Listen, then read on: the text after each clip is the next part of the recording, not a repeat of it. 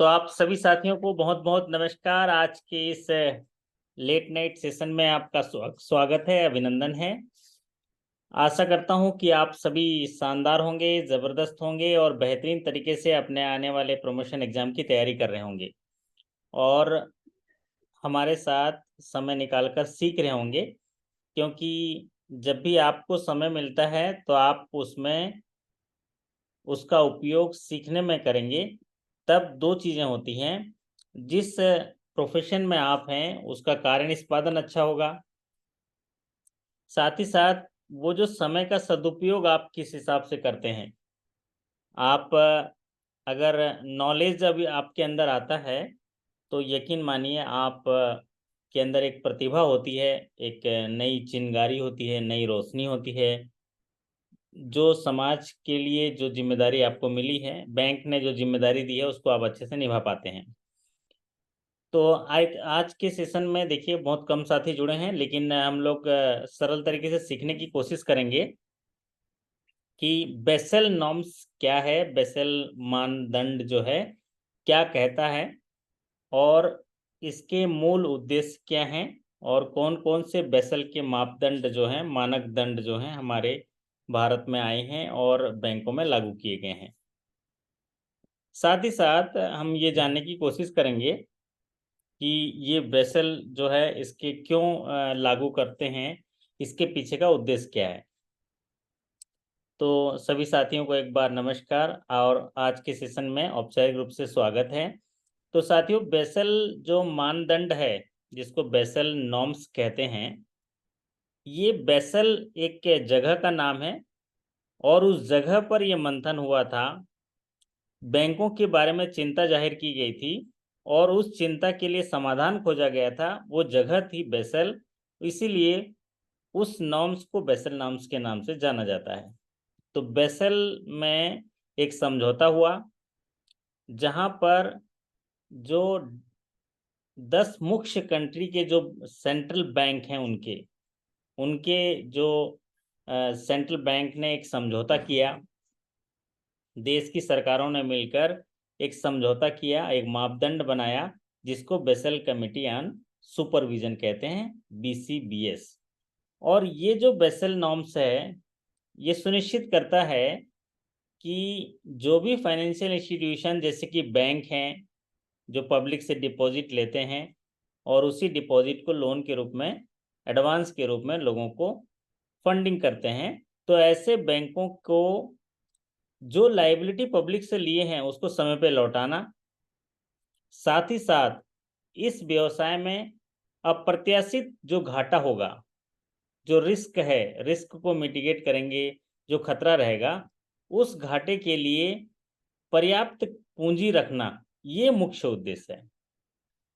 तो आप लोग जानते भी होंगे और सुने भी होंगे कि 1980 के दशक में जब बैंक डूब गई तो अंतर्राष्ट्रीय आर्थिक जोखिमों का सामना करना पड़ा और उसी अंतर्राष्ट्रीय आर्थिक जोखिमों के समय जितने भी इंटरनेशनल बैंक हैं उन्होंने बेसेल में बैठ के चिंता जताई और कैपिटल रेशियो के बारे में चर्चा की।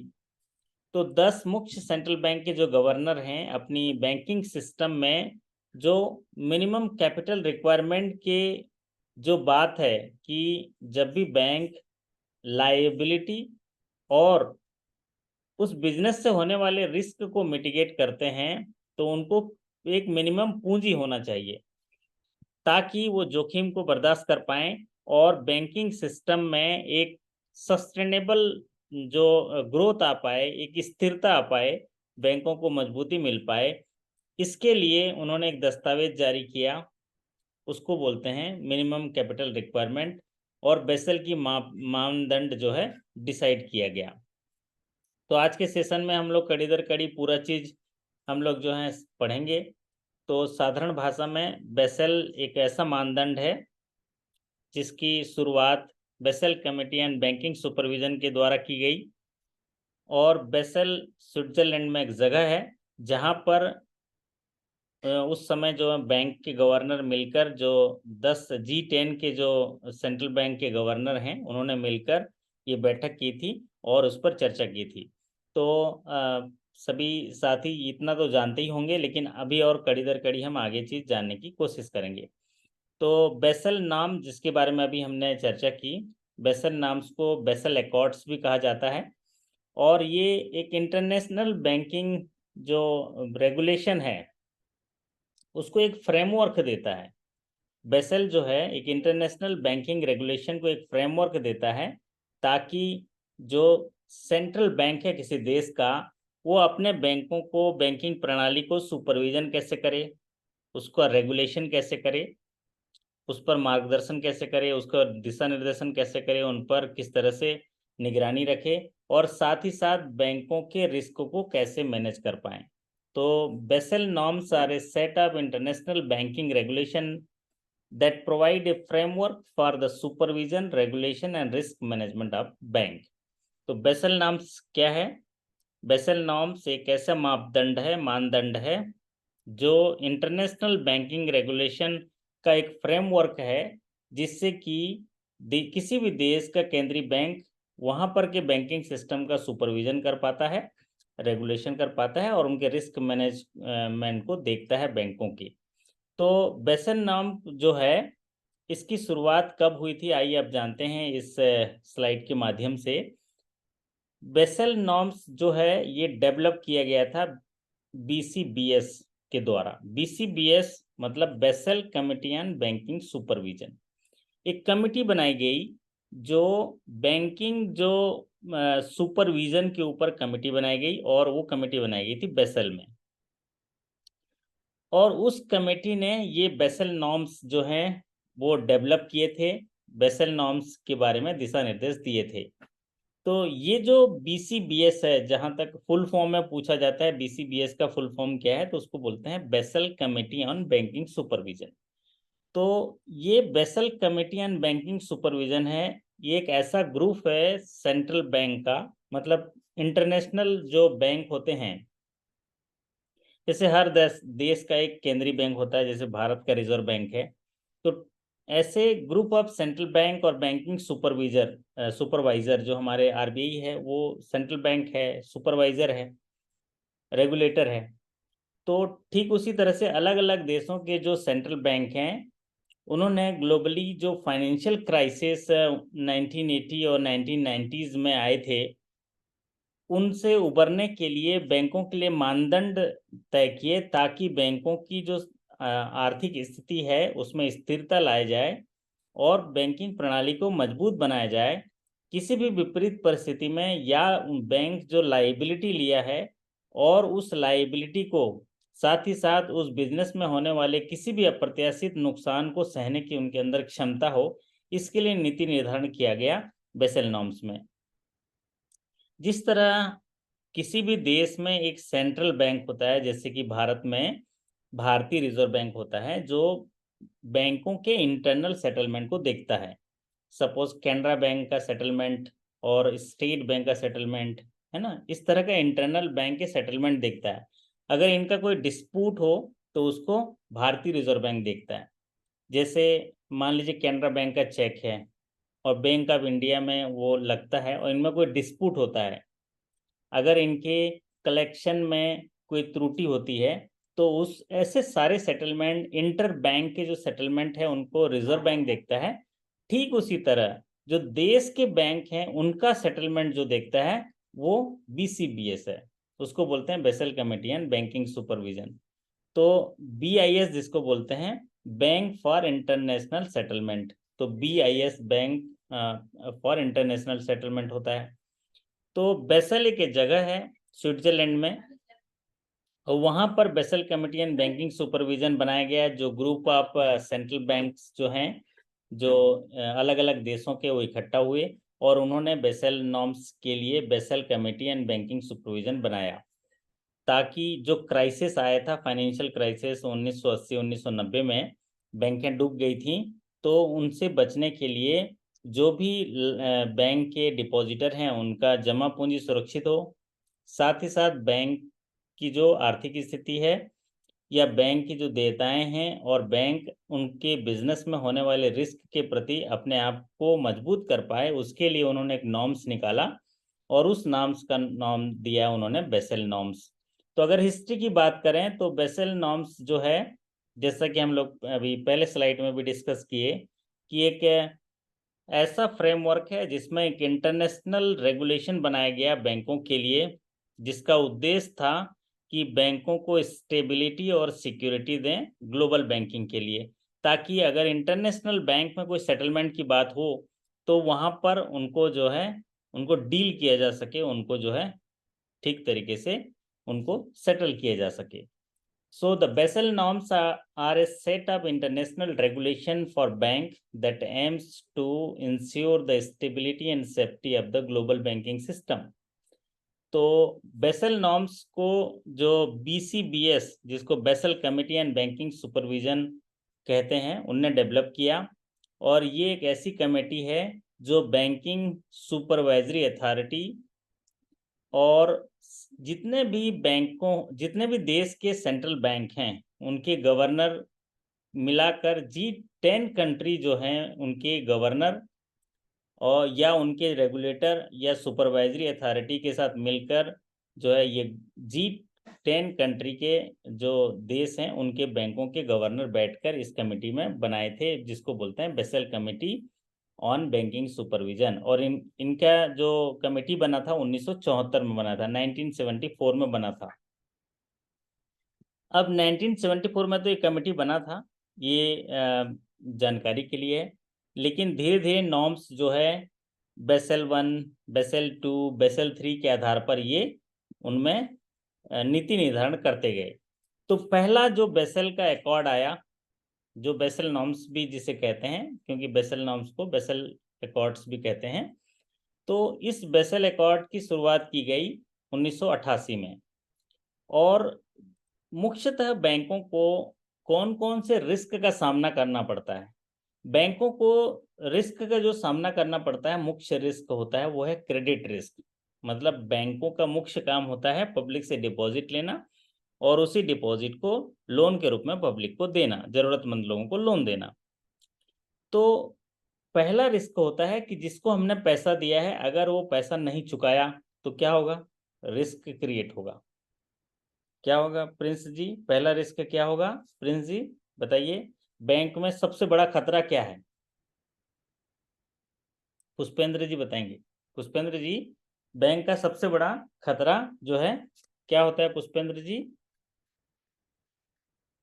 ये रिस्क क्रेडिट रिस्क होता है सर। क्रेडिट रिस्क होता है, बराबर। क्रेडिट रिस्क का मतलब ये हुआ कि जो भी हम क्रेडिट करते हैं, अगर वो क्रेडिट रिटर्न नहीं आया या वो पैसा डूब गया तो रिस्क रहता है। और रिस्क का मतलब ऐसा है, कोई भी ऐसी एक्टिविटी जिसकी वजह से बैंक को नुकसान होने वाला है या उसकी आशंका है, तो उसको बोलते हैं रिस्क। अब बताइए पुष्पेंद्र जी, अगर किसी को लोन दिए और अगर वो पैसा नहीं चुकाया तो वो पैसा किसको देना होगा? किसको देना होगा?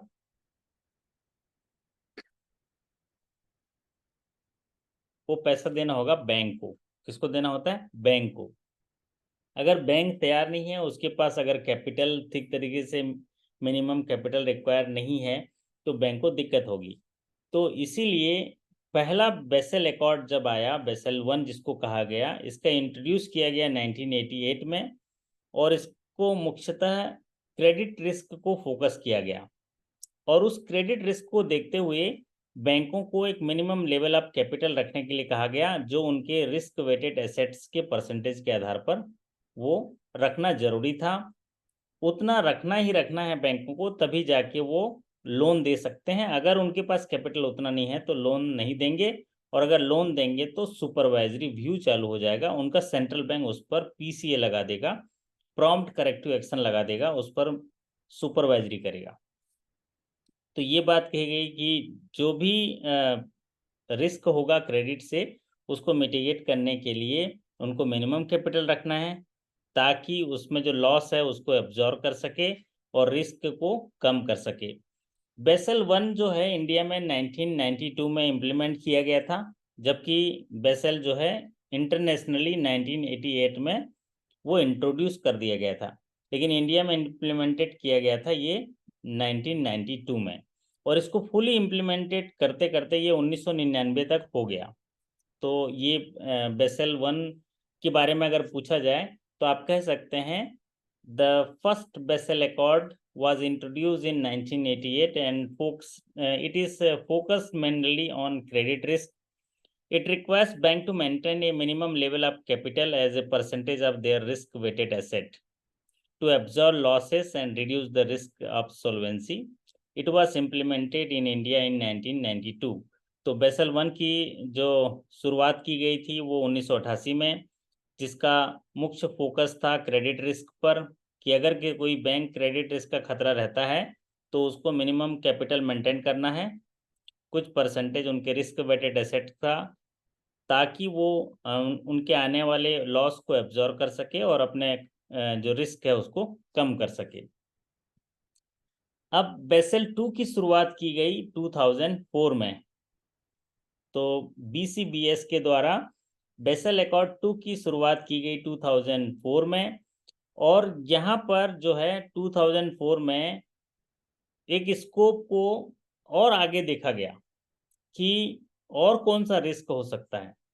तो पहला बड़ा रिस्क तो जो बेसल 1 में शामिल किया गया वो था क्रेडिट रिस्क, कि बैंकों को क्रेडिट रिस्क को मिटिगेट करने के लिए पूंजी रखनी है। लेकिन जब बेसल 2 आया 2004 में, तो वहां पर उन्होंने देखा कि बैंकों में और एक एरिया है जहां पर बैंकों को खतरा रहता है, वो होता है ऑपरेशनल रिस्क। मतलब बैंकिंग के ऑपरेशन में उनके प्रोसेस, सिस्टम, पीपुल और कोई टेक्नोलॉजी की वजह से नुकसान पहुंचता है, तो उसमें एक रिस्क जो अराइज होता है उसको बोलते हैं ऑपरेशनल रिस्क।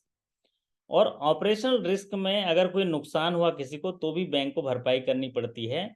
तो इसको इंट्रोड्यूस किया गया 2004 में एज ए ऑपरेशनल रिस्क के लिए भी मिनिमम कैपिटल रिक्वायरमेंट की ज़रूरत है।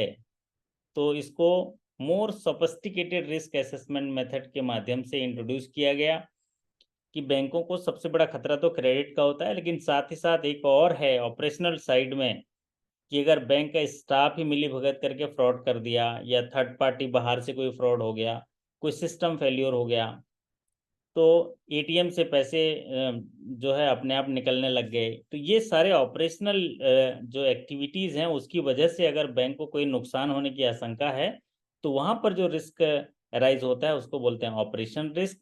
और बेसल ने ये कहा कि ये जो ऑपरेशनल रिस्क है इसको भी मिटिगेट करने के लिए भी कैपिटल मिनिमम स्टैंडर्ड हम लोग जो है रखना होगा बैंकों को।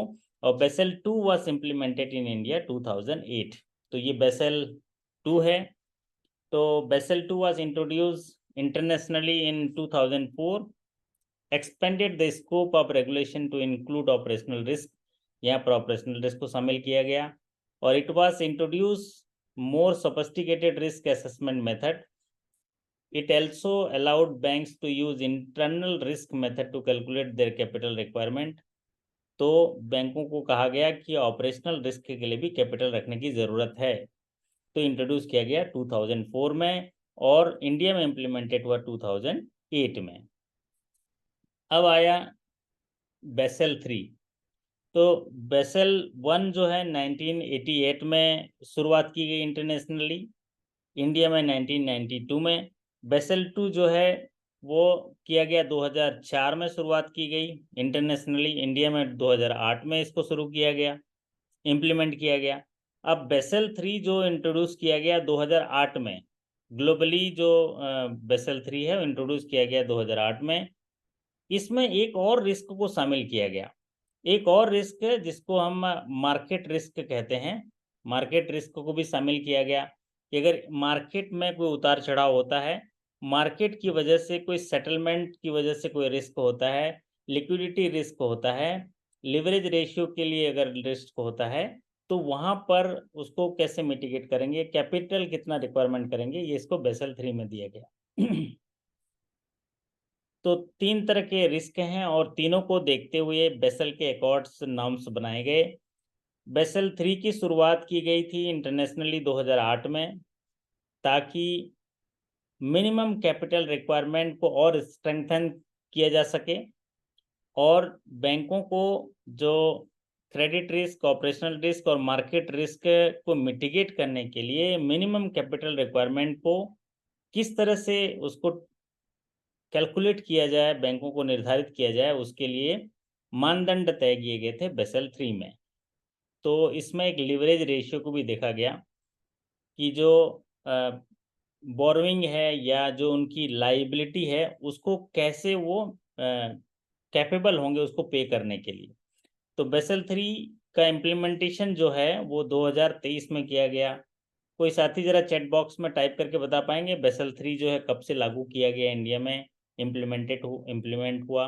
क्योंकि इसके बहुत सारे डेट आए थे, लेकिन 2021 में ही उसको पूरी तरह से इम्प्लीमेंट करना था। लेकिन अब देखिए उसके पहले कोविड आ गया, कोविड में ही इम्प्लीमेंटेशन डेट था इसका, लेकिन कोविड पीरियड में उसका फाइनल इम्प्लीमेंटेशन बढ़ाते बढ़ाते बढ़ाते ये जनवरी 2023 में बेसल 3 को इम्प्लीमेंट किया गया, जनवरी 2023 में। अब आते हैं, एक वर्जन आ रहा है बेसल 4, लेकिन अभी पूरी तरह से इम्प्लीमेंट नहीं हुआ है, तो ये अभी डेवलप किया जा रहा है। और इसमें जो बेसल 4 में ये देखा जा रहा है कि जितने भी हम लोग रिस्क के लिए जो अप्रोच ले रहे हैं बैंक, उनके असेसमेंट करने का, उसको रिफाइनमेंट किया जा रहा है, साथ ही साथ जो कैपिटल रिक्वायरमेंट है उसके कैलकुलेशन को चेंज किया जा रहा है। तो एक नया चेंज आने वाले दिनों में दिखेगा बेसल 4 के हिसाब से, लेकिन अभी तो बेसल 3 चल रहा है। तो बेसल 1 में ये जो अगर शुरुआत की गई थी जब BCBS कमेटी के द्वारा, तो उसमें ये कहा गया था कि बैंकों को जो क्रेडिट रिस्क होगा, रिस्क एक्सपोजर जिसको बोलते हैं, उनके लोन दिया किसी पार्टी को और उसने नहीं चुकाया, तो उसमें जो क्रेडिट रिस्क होगा उसको मिटिगेट करना, उसमें फाइनेंशियल इंस्टीट्यूशन की स्ट्रेंथ को मजबूत करने के लिए, उसको इंश्योर करने के लिए कैपिटल रखना है। तो उसमें ये कहा गया था कि बैंक को मिनिमम 8% जो है कैपिटल एडुकेसी रेशियो मेंटेन करना होगा, और जिसमें टायर 1 कैपिटल जो है 50% एटलीस्ट होना चाहिए। और रिस्क वेट के लिए उन्होंने एक फॉर्मूला लिया था, एक परसेंटेज वाइज रिस्क जो है उन्होंने डिसाइड किया था, जो 0 से लेके 100% मैक्सिमम था बेसल 1 में। मतलब अलग अलग लोन देंगे तो उनमें रिस्क वेट होता है, उनका वजन, रिस्क जो है उसमें कितना वजन है, वो 0 से लेके 100 तक ये पैरामीटर रखे थे। और इसमें जो टाइप ऑफ एसेट्स था उनमें सिर्फ क्रेडिट रिस्क को कंसीडर किया गया था और उनमें रिस्क वेट दिया गया था। साथ ही साथ कुछ इक्विटीज, कमोडिटीज जो थे इनको कवर नहीं किया था, सिर्फ जो भी क्रेडिट है उनको इसमें कवर किया गया था। अब बेसल 1 में जो कैपिटल एडुकेसी रेशियो होता है, capital fund divided by risk weighted asset into 100, ये तो फॉर्मूला है ना कैपिटल एडुकेसी रेशियो का। तो इन्होंने मिनिमम 8% जो है कैपिटल के लिए कहा गया था। अब RBI ने जो कैपिटल के लिए जो रिक्वायरमेंट रखा बेसल 3 में बाद में, उसमें समय समय पर बदलाव हो गए, लेकिन ये पुरानी चीज़ों को जो बदलाव हुए हैं वो 8% से लेके 9% में RBI ने इसको मिनिमम क्राइटेरिया रखा, जिसमें टायर 1 कैपिटल 7% रखा और टायर 2 कैपिटल 2% रखा। ये बेसल 2 के समय ये रखा गया। बेसल 1 में तो 8% था, लेकिन जब बेसल 2 आया बेसल 1 के बाद, तो यहाँ पर बेसल 2 में ये 9% रखा गया। बेसल 1 में 8% और बेसल 2 में RBI ने कहा कि ये 9% होगा, जिसमें टायर 1 जो कैपिटल है शुड बी 7%, टायर 2 कैपिटल जो है 2%। और इसके लिए उन्होंने टायर 1 में कौन कौन से कैपिटल शामिल किए जाएंगे इसके बारे में बताया। पहला बताया कि टायर 1 कैपिटल में पेडअप कैपिटल होंगे, पेडल कैपिटल टायर 1 में शामिल होंगे। दूसरा, स्टैट्यूटरी रिजर्व शामिल होंगे, अदर डिस्क्लोज रिजर्व शामिल होंगे, capital reserve from sale of assets शामिल होंगे, और इनोवेटिव परपेचुअल डेप्ट इंस्ट्रूमेंट शामिल होंगे, और perpetual non cumulative preference share भी शामिल होंगे ये कैपिटल में टायर 1 की गणना में। तो जो आरबीआई ने डिसाइड किया बेसल नॉर्म्स के हिसाब से, जो बेसल 2 के नॉर्म्स में आया, वो टायर 1 में 7%, टायर 2 में 2%, और टोटल जो मिनिमम जो है कैपिटल जो रहेगा रिक्वायरमेंट 9% रहेगा। ये जो टायर 1 कैपिटल के जो आपको यहाँ पर लैंग्वेज दिख रहा है, जैसे पेडअप कैपिटल है, तो पेडअप कैपिटल जो अगर हम पेडअप कैपिटल की बात करें तो पेडअप कैपिटल क्या होता है? एक प्रीपेड कैपिटल होता है। पेडअप कैपिटल को अगर सरल भाषा में हम समझेंगे तो एक ऐसा कैपिटल है जिसके लिए शेयर धारकों को शेयर जारी किए जाते हैं। पेडअप कैपिटल का मतलब क्या है? एक ऐसा कैपिटल जिसके लिए जो शेयर होल्डर हैं उनको शेयर जारी किए जाते हैं और उनका भुगतान शेयर धारकों के द्वारा किया जाता है। इसको बोलते हैं चुकता पूंजी। इसको बोनाफाइड फंड भी कहते हैं, जो शेयर के आधार पर इसको मिलता है। अब आता है स्टैट्यूटरी जो रिजर्व्स होते हैं। स्टैट्यूटरी रिजर्व का मतलब यह है जिसको रखना ही रखना है। ऐसा कैपिटल जो उस बैंक को रखना ही रखना है, वो ऐसा कैपिटल है जिसको स्टैट्यूटरी मतलब वैधानिक है, इसके बिना जो है काम नहीं चल सकता है। इसको बोलते हैं स्टैट्यूटरी रिजर्व। स्टैट्यूटरी रिजर्व मतलब इसको जैसे सावधिक रिजर्व भी कहते हैं। निर्धारित मापदंड के आधार पर इसको रखना ही रखना होता है, इसको बोलते हैं स्टैट्यूटरी रिजर्व रखते हैं। जैसे कि आप एसएलआर वगैरह रहता है ना कि इतना रखना ही रखना है, ठीक उसी तरह का है। एक ऐसी राशि कैश के रूप में, सिक्योरिटी के रूप में या गोल्ड के रूप में अगर रखना है बैंक को तो उसको बोलते हैं statutory reserve. Other disclose reserve है, capital reserve from sale of asset है, और इनोवेटिव परपेचुअल डेप्ट इंस्ट्रूमेंट है। ये एक ऐसा रिजर्व कैपिटल है जिसमें डेप्ट इंस्ट्रूमेंट जारी करते हैं और जिससे वो कैपिटल आता है उसको भी इसमें शामिल किया जाता है, और नॉन क्यूमुलेटिव प्रेफरेंस शेयर भी इसमें शामिल किया जाता है। तो ये टायर 1 कैपिटल में आते हैं। और इसके कंपोनेंट बेसल नॉर्म्स में ये बताए गए हैं कि सबऑर्डिनेट डेट हैं, रिवोल्यूशन रिजर्व हैं, जनरल प्रोविजन हैं, अनडिस्क्लोज रिजर्व हैं, हाइब्रिड डेप्ट्स हैं। तो इसमें सब ऑर्डिनेट डेट ये इसके लिए दिया गया है, उन सब ऑर्डिनेट डेट को शामिल किया जाएगा जिनकी मैच्योरिटी मिनिमम 5 साल होगी, और इसमें जो है 5 साल के बीच में 5 साल के बाद ही इसको डिस्काउंट किया जाएगा, तभी उनको कैपिटल में शामिल किया जाएगा। और एक रिवोल्यूशन रिजर्व जो है वो 55% के डिस्काउंट में होगा। जनरल प्रोविजन जो है 1.25% से ज़्यादा नहीं होने चाहिए रिस्क वेट के लिए जो कैपिटल शामिल किए जाएंगे।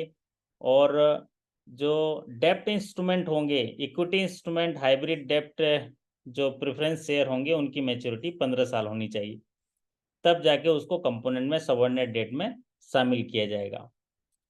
अब बेसल 2 में जो नॉर्म्स लाए गए बेसल 2 में, उसमें ये एक और रिस्क को शामिल किया गया। क्रेडिट रिस्क के साथ साथ मार्केट रिस्क, ऑपरेशनल रिस्क को शामिल किया गया।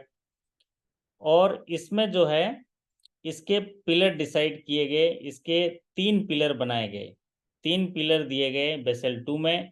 पहला पिलर था मिनिमम कैपिटल रिक्वायरमेंट। पहले जो वाले जो बेसल 1 में जो उसका पिलर था मिनिमम कैपिटल रिक्वायरमेंट था। अभी बेसल 2 में इन्होंने क्या कर दिया कि 3 पिलर रख दिया। एक पिलर हो गया मिनिमम कैपिटल रिक्वायरमेंट, दूसरा हो गया सुपरवाइजरी रिव्यू, और तीसरा हो गया मार्केट डिसिप्लिन। मिनिमम कैपिटल तो रखना ही रखना है, साथ ही साथ सुपरवाइजरी रिव्यू होगा जिसको प्रॉम्प्ट करेक्टिव एक्शन बोलते हैं। अगर किसी बैंक का सारे नॉर्म्स ठीक नहीं है तो बैंक पर सुपरवाइजरी रिव्यू होगा, उन पर आरबीआई का पहरा होगा।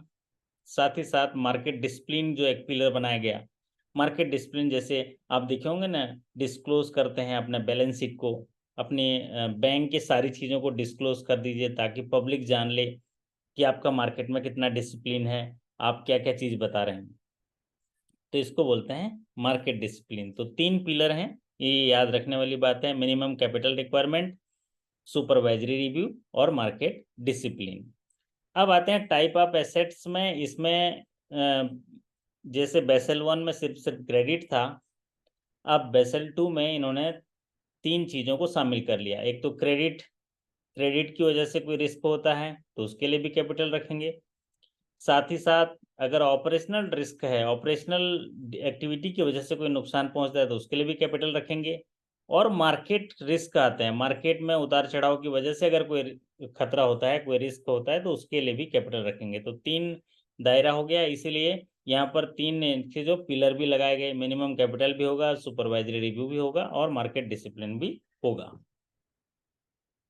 अब हम बात करते हैं कि बेसल 2 जिसकी शुरुआत 2004 में की गई थी इंटरनेशनली, और इंडिया में 2008 में इसको इंट्रोड्यूस किया गया। इसके जैसा कि अभी चर्चा की है 3 पिलर हैं। पहला है minimum capital requirement, supervisory review और मार्केट डिसिप्लिन। ये 3 हैं जो पिलर हैं। और इसके लिए जब भी हम बैंकों में कोई भी एसेट देते हैं, एसेट का मतलब ऐसा पैसा जो आपके पास नहीं है, वो किसी और के पास है, वो आने वाला है, आने वाले पैसे को एसेट्स बोलते हैं। मतलब अभी आपका पैसा जो है वो आउटसाइड आपके बैलेंस शीट, मतलब जो बाएं साइड रहता है बैलेंस शीट में, वो एसेट होते हैं।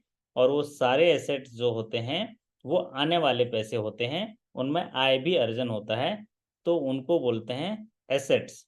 और जो पैसा आपके पास नहीं है उसमें रिस्क होता है। क्यों? क्योंकि वो कहीं से आने वाला है, आ भी सकता है, नहीं भी आ सकता है, इसीलिए वो रिस्क है। तो इस रिस्क को नापने के लिए जो बैंक फॉर इंटरनेशनल सेटलमेंट जो बेसल में है, स्विट्जरलैंड में, उन्होंने एक कमेटी बनाई जिसको बोलते हैं basal committee and banking supervision.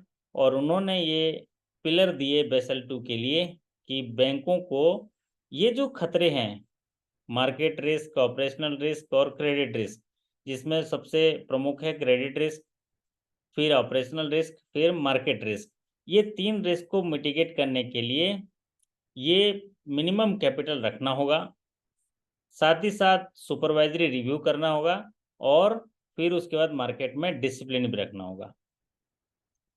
अब यहाँ पर बैंकों में अभी स्टैंडर्डाइज अप्रोच को अडॉप्ट किया गया है। कैपिटल जो जिसमें हम ये जानते हैं कि कितना रिस्क होगा, उसको कैसे नापेंगे। कोई भी एसेट्स है उसमें कितना रिस्क होगा, मान लीजिए हम किसी को पर्सनल लोन दिए, किसी को एजुकेशन लोन दिए, तो उसको कितना रिस्क होगा, उसके लिए इन्होंने मेथड अडॉप्ट किया है स्टैंडर्डाइज अप्रोच को। तो किसी भी कैपिटल रिक्वायरमेंट के लिए क्रेडिट रिस्क का 3 मेथड द्वारा यूज किया जाता है। एक है स्टैंडर्डाइज अप्रोच, एक है internal rating based approach foundation, और एक है internal rating based approach advance. तो यहाँ पर स्टैंडर्डाइज अप्रोच को अडॉप्ट किया गया। स्टैंडर्डाइज आगे हम देखेंगे, स्टैंडर्डाइज अप्रोच में उन्होंने क्या पैमाना रखा है कि कौन से एसेट्स के लिए कितना रिस्क वेट होगा, आप जो लोन देते हैं उसका वजन कितना होगा, रिस्क उसमें कितना होगा, ये आगे हम स्लाइड में देखेंगे। अभी हम देख रहे हैं कि जो भी एसेट्स है, एसेट्स में रिस्क होता है। क्यों? क्योंकि वो एसेट्स किसी दूसरे के पास होता है। और उस रिस्क को मिटिगेट करने के लिए पिलर दिया है minimum capital requirement, supervisory review, market discipline. अब उस रिस्क को नापने के लिए 3 मेथड होते हैं, standardize approach, internal rating based approach foundation, internal rating based approach advance. तो यहाँ पर स्टैंडर्डाइज अप्रोच को अडॉप्ट किया गया, उसके आधार पर हम लोग रिस्क वेट निकालते हैं। इसके लिए क्रेडिट के लिए अब आते हैं मार्केट रिस्क, मतलब मार्केट रिस्क को कैसे नापा जाए। क्रेडिट रिस्क को नापेंगे हम लोग स्टैंडर्डाइज अप्रोच से। अब आता है एक मार्केट रिस्क। मार्केट रिस्क क्या होता है? मार्केट में उतार चढ़ाव की वजह से या मार्केट में कोई दूसरे देश के साथ डीलिंग हुआ है, वहाँ का मार्केट अलग, यहाँ का, उसकी वजह से कोई नुकसान होता है, तो उसके लिए स्टैंडर्डाइज ड्यूरेशन मेथड और इंटरनल मॉडल अप्रोच है। तो इसमें भी अभी स्टैंडर्डाइज्ड ड्यूरेशन मेथड को अडॉप्ट किया गया है, स्टैंडर्डाइज्ड ड्यूरेशन मेथड को अडॉप्ट किया गया है। अब आते हैं capital for operational risk. Operational risk को कैसे मेजर करेंगे, उसके लिए जो अप्रोच माना गया है वो है बेसिक इंडिकेटर अप्रोच को माना गया है, अडॉप्ट किया गया है। तो वैसे 3 अप्रोच हैं, basic indicator approach, standardize approach, advance measurement approach. तो अभी बेसिक इंडिकेटर अप्रोच को अडॉप्ट किया गया। तो 3 तरह के रिस्क हैं, एक है क्रेडिट रिस्क जिसमें स्टैंडर्डाइज अप्रोच को अडॉप्ट किया गया है, एक है ऑपरेशनल रिस्क जिसमें बेसिक इंडिकेटर अप्रोच को अडॉप्ट किया गया है, और एक है मार्केट रिस्क जिसमें स्टैंडर्डाइज ड्यूरेशन मेथड अप्रोच को अडॉप्ट किया गया है। इसके आधार पर उनका रिस्क वेट निकाला जाता है, फिर उसमें कैपिटल मिनिमम कैपिटल रिक्वायरमेंट किया जाता है। ये निर्धारण करने के बाद फिर सुपरवाइजरी रिव्यू लगाया जाता है और मार्केट डिसिप्लिन। अब बेसल 3 का जो नॉर्म्स है, बेसल 3 का नॉर्म्स आया। बेसल 3 की शुरुआत जो है वो 2008 में की गई थी इंटरनेशनली, लेकिन इंडिया में जो आते आते ये 2020 में करना था उसका फाइनल जो इम्प्लीमेंटेशन, लेकिन कोविड आया और कोविड की वजह से ये जनवरी 2023 में इम्प्लीमेंट किया गया। तो Basel 3 norms were implemented in India in a phased manner with full implementation. Schedule has been completed, is to be completed by 1st January 2023. तो रिजर्व बैंक जो इंडिया का सेंट्रल बैंक है, उन्होंने बहुत सारे गाइडलाइन जारी किए हैं, रेगुलेशन दिया है ताकि बेसल 3 के नॉर्म्स को पूरा किया जाए। और बेसल 1 में मार्केट रिस्क शामिल किया जाता है, बेसल 2 में मार्केट ऑपरेशनल और क्रेडिट रिस्क। बेसल 1 में जो है क्रेडिट रिस्क को शामिल किया जाता है, बेसल 1 में सिर्फ क्रेडिट रिस्क था। बेसल 2 में क्रेडिट के साथ मार्केट और ऑपरेशन रिस्क को भी शामिल किया गया। और बेसल 3 में जो है ये कैपिटल को और कैसे मजबूत किया जाए। बैंकों को मिनिमम कैपिटल रिक्वायरमेंट जो 9% है, उसके अलावा उन्होंने एक कॉन्सेप्ट दिया जिसको बोलते हैं कैपिटल कंजर्वेटिव बफर। मतलब एक एडिशनल कैपिटल रखने के लिए बैंकों को दिशा निर्देश दिए बेसल 3 में। बेसल 3 में कहा कि आप 9% तो कैपिटल रखेंगे ही रखेंगे, मिनिमम कैपिटल रिक्वायरमेंट 9%, लेकिन साथ ही साथ आपको कैपिटल कंजर्वेटिव बफर भी रखना पड़ेगा, काउंटर साइकिल बफर भी रखना पड़ेगा, जिसको सीसीबी कहते हैं। और ये इसको इंट्रोड्यूस किया जो है वो बेसल 3 में। उन्होंने ये कहा इसका मतलब ये होता है जब बैंकें अच्छा समय चलता है तो कुछ कैपिटल और एक्स्ट्रा बचा के रखेंगे, जिसका रेंज 0 से लेके 2.5% होगा, और ये 2.5% अभी है मैक्सिमम। तो बैंक 2.5% एक्स्ट्रा कैपिटल रखेंगे उस दिन के लिए जिस दिन उनका इकोनॉमिक कंडीशन या जिस समय उस आर्थिक स्थिरता होगी उसके लिए बचा के रखेंगे। तो इसको बोलते हैं काउंटर साइकिल जो है, साइक्लिकल बफर जो है सीसीबी, कैपिटल कंजर्वेटिव बफर रखेंगे। मतलब जब अच्छा समय रहता है तो एक्स्ट्रा कैपिटल बचा के रखिए ताकि वो बुरे वक्त में काम आए। तो बेसल 3 नॉर्म्स में मिनिमम कैपिटल रिक्वायरमेंट, साथ ही साथ जो कैपिटल कंजर्वेटिव बफर को इंट्रोड्यूस किया गया। जो मिनिमम कैपिटल 9% था उसको ऐड कर दिया गया सीसीबी के साथ, और दोनों मिला के 11.50 जो है कैपिटल रिक्वायरमेंट बैंकों को मेंटेन करने के लिए दिशा निर्देश दिए गए बेसल 3 नॉर्म्स में। और बेसल 3 नॉर्म्स में उन्होंने लिक्विडिटी कवरेज को भी प्रमुखता दिया ताकि जो शॉर्ट टर्म लिक्विडिटी नीड्स है वो बैंक उसके लिए तैयार रहे। और उसका मिनिमम रिक्वायरमेंट जो 2015 में 60% था उसको 2019 में ही वो 100% कर दिए थे। कि जो लिक्विडिटी कवरेज रेशियो एक ऐसा अमाउंट होता है जिसमें कि आपका सपोज आपने किसी से डिपॉजिट लिया हुआ है और वो डिपॉजिट मैच्योर्ड हो रहा है, और जिस समय वो मांगने आएगा तो आपको उस समय उसको देने के लिए पैसा नहीं होगा।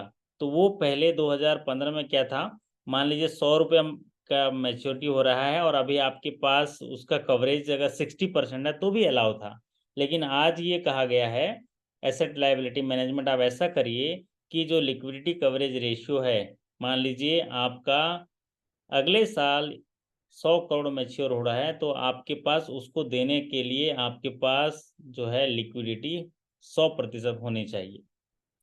तो ये जो है लिक्विडिटी कवरेज रेशियो कहा गया। साथ ही साथ लिवरेज रेशियो को इंट्रोड्यूस किया गया और लिवरेज रेशियो का जो स्टैंडर्ड है वो सेट किया गया 4.5 में विद बफर ऑफ 2.50।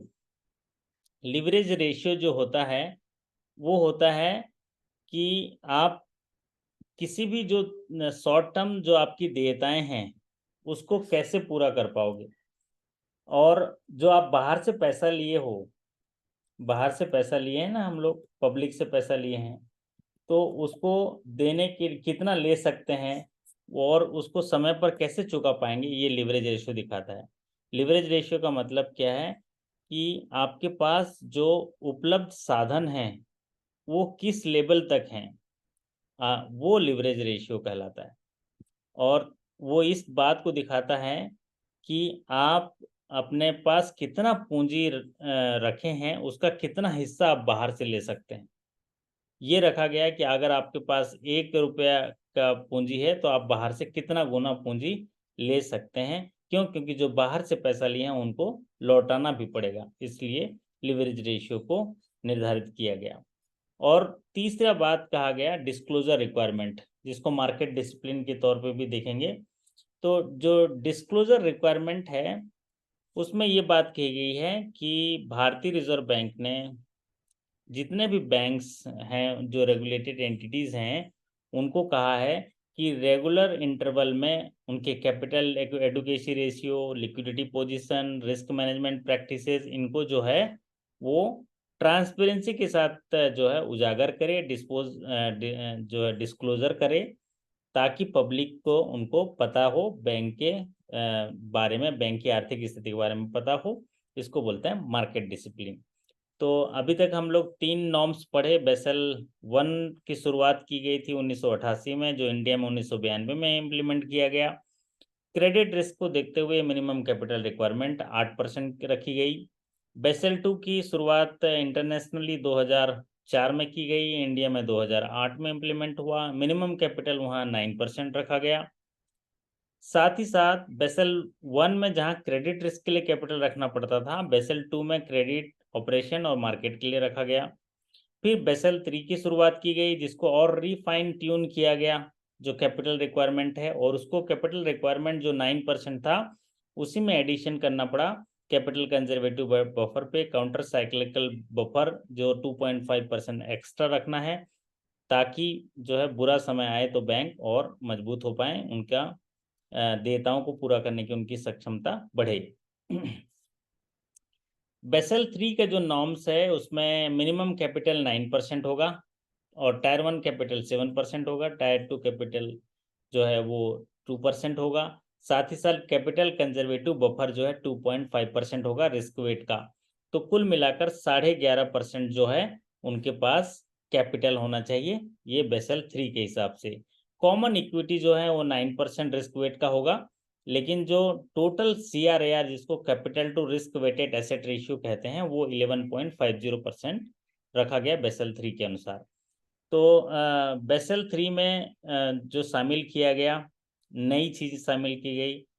बेसल 1 में सिर्फ क्रेडिट रिस्क को सामना करने के लिए मिनिमम कैपिटल रखने के लिए निर्देश दिए गए या मानदंड तय किए गए बेसल 1 में, कि अगर बैंकों को कोई क्रेडिट रिस्क होता है तो उसमें मिनिमम कैपिटल रिक्वायरमेंट रखना ही होगा 8% उनके जो रिस्क वेट का। फिर आया risk, credit risk, operational risk और मार्केट रिस्क। तो इनको मिटिगेट करने के लिए उन्होंने 3 पिलर दिया कि अब क्या होगा, सिर्फ कैपिटल रखने से नहीं होगा काम, कैपिटल भी रखिए, मिनिमम कैपिटल रिक्वायरमेंट, साथ ही साथ उनको सुपरवाइजरी भी करिए, उनको ध्यान रखिए इनका ये अगर ये पैरामीटर खराब हो रहा है तो इनको सुपरवाइजरी रिव्यू करिए। और तीसरा मार्केट डिसिप्लिन। अब बेसल 3 में ये और ऐड कर दिए, इसको रिफाइन कर दिया, कैपिटल थोड़ा बढ़ा दिया, जिसको कैपिटल कंजर्वेशन बफर कहा गया। फिर साथ ही साथ जो है कैपिटल कंजर्वेशन बफर के साथ साथ उन्होंने लिक्विडिटी रिस्क मेजरमेंट के स्टैंडर्ड को और मॉनिटरिंग करने के लिए, दुरुस्त करने के लिए इंटरनेशनल फ्रेमवर्क जारी किए, जिसमें 9% कैपिटल होना चाहिए, 9% रिस्क वेट का कैपिटल होना चाहिए और 2.50% कैपिटल कंजर्वेशन बफर होना चाहिए। तो टोटल 11.50% इनका कैपिटल होना चाहिए रिस्क वेट का, बेसल 3 में दिया गया। और इसको जो शुरुआत तो इंटरनेशनली 2008 में हुआ था, लेकिन इंडिया में जो है ये इम्प्लीमेंट 2023 में हुआ। अब आते हैं मुख्य बात। अब जैसा कि आपने देखा होगा कि अप्रोच दिए गए, क्रेडिट रिस्क को स्टैंडर्डाइज अप्रोच से नापा जाता है, कैलकुलेट किया जाता है। मार्केट रिस्क को जो है वो नापा जाता है, मार्केट रिस्क को स्टैंडर्डाइज जो आपका ड्यूरेशन मेथड से नापा जाता है। और एक आता है आपका ऑपरेशनल रिस्क, जिसको बोलते हैं आपका मार्केट रिस्क को नापा जाता है आपका इंटरनल आपका बेसिक इंडिकेटर अप्रोच के माध्यम से नापा जाता। तो ये 3 जो कैलकुलेट किए जाते हैं, इनमें आपको देखिए कोई भी यहाँ जितने भी आइटम लिखे गए हैं ये सब एसेट साइड्स के हैं। एसेट साइड्स के जो भी आइटम्स हैं उनमें रिस्क वेट होता है, और जो रिस्क वेट होगा उस रिस्क वेट का फिर आपको कैपिटल रखना है 11.50%। अब यहाँ पर अगर कैश इन हैंड की बात करें, कैश इन हैंड जो आपके पास रहता है, बैंक के पास रहता है, उसमें रिस्क होता है 20%। तो कैश इन हैंड में जो रिस्क है वो 0% है, क्यों? कैश आपके पास रहता है। अगर बैलेंस आरबीआई के पास रखा है तो 0% रिस्क है, लेकिन अगर कैश दूसरे बैंक में रखा है तो 20% का रिस्क होता है, जो अभी यहाँ स्क्रीन पर नहीं है, लेकिन आप लोग याद रख लीजिए। कैश इन हैंड, कैश के रूप में अगर चीज आपके बैंक के पास है तो उसमें 0% का रिस्क है। कैश अगर किसी दूसरे बैंक में रखा है तो 20% का रिस्क है। कैश अगर आरबीआई के पास रखा है तो 0% का रिस्क है। कोई पैसा आरबीआई के पास बैलेंस के रूप में रखा है तो उसमें 0 रिस्क है। अगर आपने सेंट्रल गवर्नमेंट को लोन दिया है, सेंट्रल गवर्नमेंट को लोन दिया है तो उसमें कोई खतरा नहीं, उसमें 0% रिस्क है। अगर आपने स्टेट गवर्नमेंट को लोन दिया है तो 0% रिस्क। अगर आपने डीआईसीजीसी और डीजीएफटी को लोन दिया है तो 0% का रिस्क। जो डीआईसीजीसी है और डीजीएफटी है, deposit insurance credit guarantee corporation या director general of foreign trade, तो उनको लोन दिया है तो 0% का रिस्क। अगर ऐसा कोई भी लोन जिसको सेंट्रल गवर्नमेंट गारंटी दिया है, जैसे सीजीटीएमएससी है, एनसीजीटीसी है, तो सेंट्रल गवर्नमेंट जो गारंटी दिया है अगर वो लोन करते हैं तो उसमें 0% का रिस्क। जैसे कोविड के समय आप लोगों ने इमरजेंसी क्रेडिट लाइन जो गारंटी लोन दिया होगा, तो वो गारंटेड रहता है सेंट्रल गवर्नमेंट से, तो उसमें 0 रिस्क। जब रिस्क 0 है तो कैपिटल की जरूरत नहीं, इसलिए आप लोग बांटते चलिए कितना भी देना है। अगर loan against fix deposit NSC KYC है, केवी बीपी है, ये केवीसी नहीं है, वो किसान विकास पत्र है, ये है ना। तो इसमें 0% का रिस्क है। अगर एलआईसी पॉलिसी है तो भी 0% का रिस्क है। अगर ईसीजीसी को अगर लोन दिए गए हैं तो 20% का रिस्क है। Loan guaranteed by state government, अगर लोन जो है स्टेट गवर्नमेंट द्वारा गारंटी दिया गया है तो 20% का रिस्क है। अगर सेंट्रल गवर्नमेंट के द्वारा गारंटी लिया गया है तो 0 रिस्क है। अगर सिक्योर्ड स्टाफ लोन है, सिक्योर्ड स्टाफ लोन कैसे होगा जरा बताएंगे पुष्पेंद्र जी? सिक्योर्ड स्टाफ लोन किसको बोलेंगे? स्टाफ लोन सिक्योर्ड किसको बोलेंगे?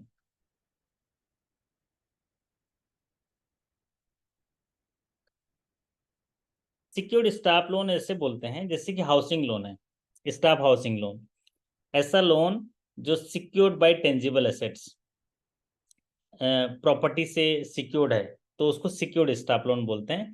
तो उसमें 20% का रिस्क है। अगर कोई कंपनी को जो है capital adequacy ratio 9% and above है, उनको फाइनेंस करते हैं तो 20% का रिस्क है। अगर ट्रिपल ए रेटेड बोरोवर हैं तो 20% का रिस्क है।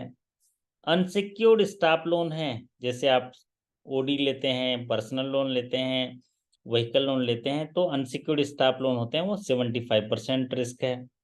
एजुकेशन लोन है तो उसमें 75% का रिस्क वेट है। रिटेल लोन है 75% का रिस्क है। लोन टू एसएमई है तो 75% का रिस्क है। तो ये एक पैमाना है, जैसे जैसे आप लोन देंगे तो वहां पर जो है लोन देंगे तो उसमें रिस्क होता है। तो यहाँ पर लोन टू एसएमई ये 75% का रिस्क है। अब एक परिवर्तन हुआ personal loan, consumer loan, credit card में।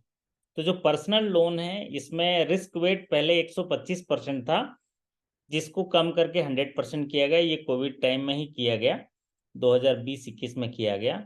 और क्रेडिट कार्ड में भी 125% था, जिसको रिस्क वेट को जो है 100% किया गया, क्योंकि लोगों को ज़रूरत पड़ी पैसे की, इसलिए इसको रिस्क वेट कम किया गया। कंज्यूमर लोन को 100% किया गया, ये भी 125% था। तो personal loan, consumer loan, credit card, ये 125% रिस्क था, इसको कम करके 100% लाया गया। अब आते हैं capital market exposure. Capital market exposure में अगर आपने लोन दिया कैपिटल मार्केट में तो 125% का रिस्क है। मतलब किसी के शेयर्स के अगेंस्ट लोन दिए गए हैं, कैपिटल मार्केट में इन्वेस्टमेंट किया गया, उसके अगेंस्ट लोन दिए हैं, तो वहां पर 125% का रिस्क है। ज्वेलरी लोन्स हैं तो उनमें 125% का रिस्क है। वेंचर कैपिटल में अगर इन्वेस्टमेंट है तो 150% का रिस्क है। मतलब आपके यहाँ से लोन लिया है और उस पैसे का इस्तेमाल वेंचर कैपिटल में किया गया है, तो वो 150% का रिस्क है। और कॉमर्शियल रियल इस्टेट में अगर लोन है तो वो 100% का रिस्क है। तो ये रिस्क जो परसेंटेज है, ये एसेट्स का सारा रिस्क परसेंटेज। मान लीजिए आपने 100 रुपया पर्सनल लोन में दिया तो आपका रिस्क होगा वेट 100 रुपया, क्योंकि 100% रिस्क है। अब ऐसे ऐसे सारे रिस्क को जोड़ेंगे और ऊपर capital divided by risk weight into 100 निकालेंगे तो CRAR होगा। मतलब 100 रुपया अगर सभी को मान लें, 100 रुपीज का रिस्क वेट परसेंटेज है, और 100 रुपीज का लोन लेने के लिए आपके पास 11.5 रुपए का कैपिटल होना चाहिए। सरल भाषा में आप समझ लीजिए, 100 रुपीज रिस्क वेट है तो आपके पास, बैंक के पास कैपिटल जो होगा वो 11.5 होना चाहिए। 9% जो है आपका कैपिटल रिक्वायरमेंट होगा मिनिमम, 2.5% वो कैपिटल कंजर्वेशन बफर होगा। तो एक और क्राइटेरिया आता है हाउसिंग लोन का। हाउसिंग लोन में जो रिस्क वेट होगा वो डिपेंड करता है लोन टू वैल्यू रेशियो में। अगर loan to value ratio more than 80% है, मतलब लोन जो है 80% से ज़्यादा है, तो रिस्क वेट होगा 50%। लोन टू वैल्यू रेशियो का मतलब क्या होता है, अगर किसी प्रॉपर्टी का वैल्यू 100 रुपये है और लोन उसमें 80 रुपये लिया है तो 80% उसका लोन टू वैल्यू रेशियो होगा। तो ऊपर लोन डिवाइड बाय वैल्यू, उसको बोलते हैं लोन टू वैल्यू रेशियो। तो लोन टू वैल्यू रेशियो अगर 80% से ज़्यादा है, मतलब वो ज़्यादा लोन लिया है, कम मार्जिन दिया है, तो उसमें रिस्क वेट थोड़ा ज़्यादा है, 50%। लेकिन अगर लोन टू वैल्यू रेशियो 80% तक है, मतलब मार्जिन ज़्यादा दिया है, मार्जिन अगर ज़्यादा दिया है तो रिस्क वेट कम होगा, रिस्क वेट विल बी 35%। तो ये रिस्क वेट है हाउसिंग लोन का। आप देखिए, सबसे कम रिस्क वेट है स्टाफ लोन्स में है, कम रिस्क वेट है। मतलब स्टाफ को कितना भी लोन बांट दो, कैपिटल की ज़्यादा ज़रूरत नहीं है, क्योंकि स्टाफ को जितना भी लोन दोगे कैपिटल रखने की ज़रूरत नहीं है। 20% सिक्योर्ड में है और अनसिक्योर्ड में 75%। उसके बाद सबसे कम जो रिस्क वेट है वो है 35%, वो है हाउसिंग लोन में। इसलिए आप देखिए, वो हर जो भी हाउसिंग लोन को आप टारगेट करते हो कि हाउसिंग लोन दे दीजिए, क्योंकि इसमें रिस्क वेट है कम। अगर कोई हाउसिंग लोन है, अगर उसमें 80% तक के वो लोन टू वैल्यू रेशियो है, मतलब मार्जिन 20% से ज़्यादा है, 10 लाख का घर है, अगर वो 2.5 लाख दे रहा है, तो 20% से ज़्यादा है उसका मार्जिन, तो उसका रिस्क वेट 35% है। तो सबसे कम रिस्क वेट देखेंगे तो वो हाउसिंग लोन में है, अगर लोन जो है लोन टू वैल्यू रेशियो 80% तक है, इसका मतलब ज़्यादा मार्जिन वो लगा रहा है तब।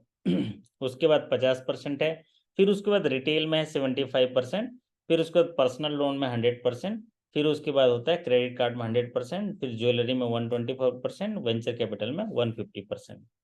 तो ये आपका जो है रिस्क वेट को नापने का तरीका है। आशा करता हूँ कि आप लोगों को सरल तरीके से समझ में आया होगा, है ना, और इसको जो है आप जान पाए होंगे।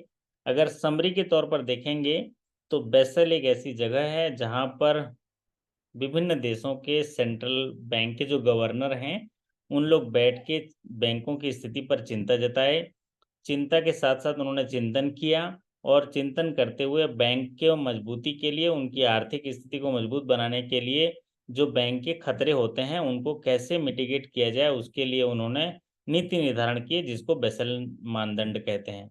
बेसल मानदंड की शुरुआत 1988 में बेसल वन के रूप में हुई, जहां पर बैंकों को क्रेडिट रिस्क में होने वाले खतरे से आगाह किया गया, और क्रेडिट रिस्क में जो खतरे होंगे उसके लिए उन्होंने मिनिमम कैपिटल के लिए नीति निर्धारण किया। साथ ही साथ बेसल टू 2004 में आया, जो इंडिया में 2008 में जो है लागू किया। उसमें उन्होंने कहा कि बैंकों को केवल क्रेडिट रिस्क नहीं, मार्केट रिस्क और ऑपरेशनल रिस्क का भी सामना करना पड़ता है। तो इसके लिए उन्होंने बोला कि अब बैंकों को मिनिमम कैपिटल भी रखना है, सुपरवाइजरी रिव्यू भी करना है, और मार्केट डिसिप्लिन भी करना है। इसलिए आप देखे होंगे हर क्वार्टर में जो है बैंकों को अपना बैलेंस शीट जो है जारी करना होता है। फिर उसके बाद बेसल 3 आया।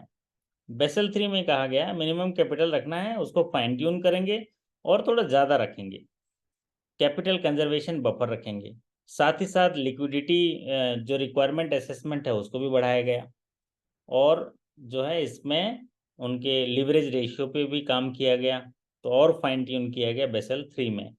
और जो अप्रोच लगाया गया उनके पिलर के हिसाब से कि जो क्रेडिट रिस्क होगा स्टैंडर्डाइज अप्रोच से नापा जाएगा, मार्केट रिस्क होगा स्टैंडर्डाइज ड्यूरेशन मेथड से, और जो ऑपरेशनल रिस्क होगा बेसिक इंडिकेटर अप्रोच से।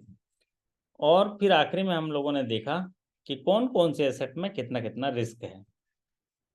साथ ही हमने देखा कि कैपिटल 1 में जो है और कैपिटल 2 में कौन कौन सी चीज़ें ली जाएंगी, टायर 1 कैपिटल, टायर 2 कैपिटल में। तो बेसल 1 में 8% CRAR था, बेसल 2 में 9% था मिनिमम कैपिटल, और बेसल 3 में 11.50% था, जिसमें कैपिटल कंजर्वेशन बफर था। तो आशा करता हूं कि आज के सेशन से आपको बेसल के बारे में सरल तरीके से जानने के लिए मिला होगा। कोई साथी जरा समझ में आया तो अनिरुद्ध जी, समझ में आया बढ़िया तरीके से आपको अनिरुद्ध जी? जी सर, जी आया समझ में सर। एकदम क्लियर हो गया नहीं है ना? जी क्लियर हो गया सर। ओके। तो बेसल 1 इंडिया में कब इम्प्लीमेंट हुआ था? बेसल 1 जो है इंडिया में 1992 में, और इंटरनेशनली 1988 में बेसल कमेटी ने किया था। बेसल 2 इंटरनेशनली 2004 में है, इंडिया में 2008 में लागू किया गया। बेसल 3 जो है इंटरनेशनल 2008 में किया गया, इंडिया में 2023 में इम्प्लीमेंटेशन किया गया, फुल इम्प्लीमेंटेशन। चलिए, तो आज के सेशन में हम लोग बेसल को सरल तरीके से समझने की कोशिश किए। कोई बात नहीं, एक बार में समझ में आ गया तो ठीक है, नहीं तो और भी इसमें दो चार चीज़ें और समझने की बात है जिसको हम अगले सेशन में समझेंगे। जैसे कि रिस्क को समझेंगे, credit risk, market risk, operational risk, और कैपिटल को समझेंगे, टायर 1 कैपिटल, टायर 2 कैपिटल, उसको डिटेल से समझेंगे अलग से। तो आज के सेशन में अगर कोई सवाल हो तो पूछ सकते हैं, नहीं तो सारी चिंताएं त्याग कर अपने कर्मों पर ध्यान देंगे। और जब हम कर्मों पर ध्यान देते हैं तो हमारी सफलता जो है अपने आप उसका जो परचम है लहराने लगता है। क्यों? क्योंकि आपको धरती पर भेजा ही गया है कर्म करने के लिए, और जिस काम के लिए भेजा गया है वो करना ही करना है ना अनिरुद्ध जी? आप यहाँ पर आए हो धरती पर क्या किस लिए आए हैं? जी सर, कर्म करने आए हैं सर। कर्म करने के लिए भेजा है भगवान ने आपको, जी सर। चिंता करने के लिए नहीं भेजा है। चिंता तो वही करें, सब किया हुआ है, उन्होंने सेट किया हुआ है। चिंता करने से ये होता है कि कर्म थोड़ा स्पीड कम हो जाता है हमारा। अभी हम लोग चिंतित हो जाएंगे, जैसे अभी इस सेशन में हम लोग सब चिंतित हो जाएंगे, तो सब अपना अपना जो है ध्यान भटक जाएगा एकदम, पता नहीं, अब बोलेंगे कि दुनिया खत्म हो गई बस। आप कुछ नहीं कर पाएंगे। तो हमें उनको भी इग्नोर करना है ना, जो खाली लॉकर है उसमें डालना है। ये सारी चीज़ें हम बताएंगे जो ये समझ में नहीं आए, जैसे ये प्रेफरेंशियल नॉन पर जो प्रेफरेंशियल क्युमुलेटिव नॉन क्युमुलेटिव, ये मैं कैपिटल वाले हिस्से में पढ़ाऊंगा। वो अलग से सेपरेट एक सेशन लेंगे कि कैपिटल क्या होता है, पेड अप कैपिटल क्या होता है, स्टैट्यूटरी रिजर्व क्या होता है, फिर एथोराइज्ड कैपिटल क्या होता है। इसके लिए एक सेशन रखे हैं हमने, तो इसीलिए उसमें डिटेल हमको समझा देंगे। फिर सबऑर्डिनेट डेट्स क्या होते हैं, है ना, जो आप ये नॉन प्रेफरेंशियल क्युमुलेटिव, ये सारी चीज़ें, हम डेप्ट इंस्ट्रूमेंट क्या होता है ये बताऊंगा। ये सारी चीज़ें कैपिटल से जुड़ी हुई हैं। किसी फर्म या किसी बैंक को जब कैपिटल रहता है तो ये सारे सर्टिफिकेट इंस्ट्रूमेंट यूज़ करते हैं ताकि बाहर से पैसा उनको पूंजी के रूप में आ पाए। उनके स्पेशल फीचर्स होते हैं, उसको हम लोग चर्चा करेंगे अलग से सेशन में, ठीक है। तो आज के सेशन में इतना ही। आप सभी साथियों के अच्छे कार्य निष्पादन, बेहतर स्वास्थ्य और शानदार सफलता की कामना करते हुए मैं आपसे विदा लेता हूं। और जब भी समय मिले, देर रात सही, आप पढ़ते रहिए, सीखते रहिए, मुस्कुराते रहिए। आप देखिएगा कि सफलता का परचम आपके घर आंगन में जरूर लहराते रहेगा। और हम लोग इसी तरह पढ़ते रहेंगे, सीखते रहेंगे। बहुत बहुत धन्यवाद। Thank you so much. Good night.